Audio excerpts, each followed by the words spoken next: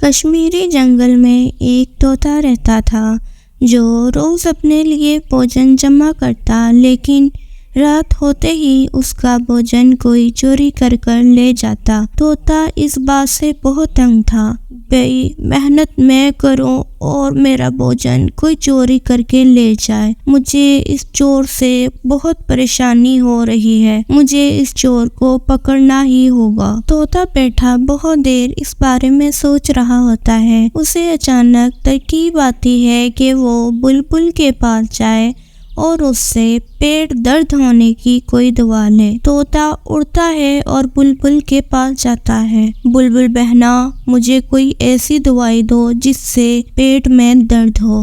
ही लोग मेरे पास पेट में दर्द ना होने की दवाई लेने आते हैं और तुम पेट में दर्द होने की। हाँ बुलबुल बहन, मैं चोर से तंग आ गया हूँ जो रोज रात को मेरा भोजन चोरी कर कर ले जाता है। अच्छा ठीक है मिठू, तुम ये दवा ले जाओ और किसी चीज पर लगा देना। जब चोर उस चीज को खाएगा तो उसके पेट में बहुत दर्द होगी। मिठू तोता ऐसा ही करता है। वो एक पके हुए आम पर वो दवाई लगा देता है और आंखें बंद कर लेता है। उतनी ही देर में वहाँ पर गोरी कौवी आती है। हाँ, सोए रे मोटी चूंच वाले तोते, मैं तो आज भी तेरा आम चोरी कर लूंगी। तू कितना बड़ा पागल है। मैं रोज चोरी करती हूँ और तेरी नींद जो है वो पूरी ही नहीं होती। तोता ये बातें सुन रहा था लेकिन वो कुछ नहीं बोलता और गोरी कौवी वो आम खा लेती है। तुम्हें पता है कालू कौवे, आज मैंने पका हुआ आम खाया है।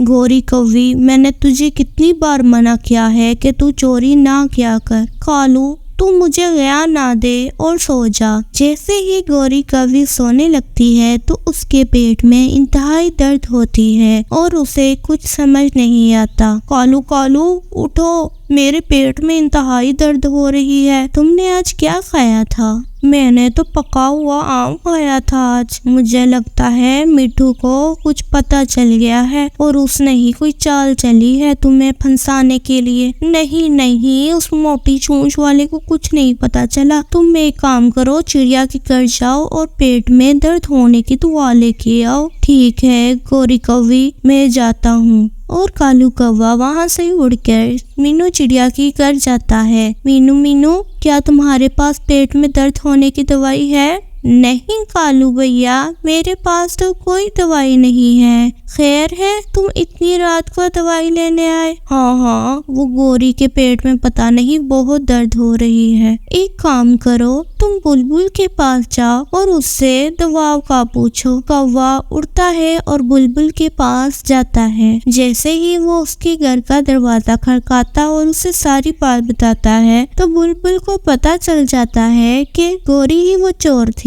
जो मिठू के घर से चोरी करती थी। नहीं भाई नहीं, मेरे पास फिलहाल दवाई नहीं है, कल तक दवाई ले आऊंगी। फिलहाल तुम जाओ और गोरी कौवी से पूछो कि उसने क्या खाया था। गोरी, मुझे लगता है कि तुम्हें अब मिठू को सच बता देना चाहिए और उसे बता देना चाहिए कि तुम उसके घर से चोरी करती थी। गोरी को अपनी गलती का एहसास हो जाता है और वो मिठू के पास जाती है। मिठू, मुझे माफ कर दो।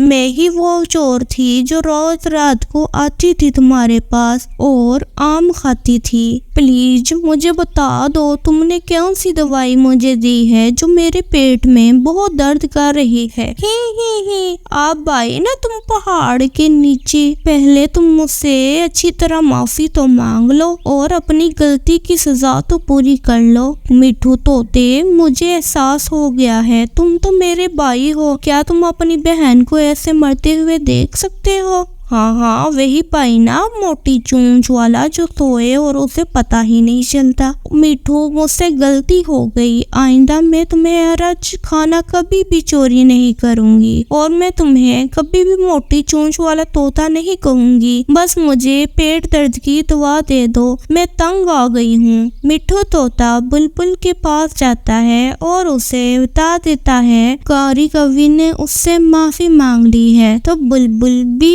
उसे दवाई दे देती है। बच्चों, इस कहानी से हमें ये सीख मिलती है कि हमें चोरी नहीं करनी चाहिए, अपनी मेहनत से कमाना चाहिए और दूसरों की मेहनत का एहसास करना चाहिए।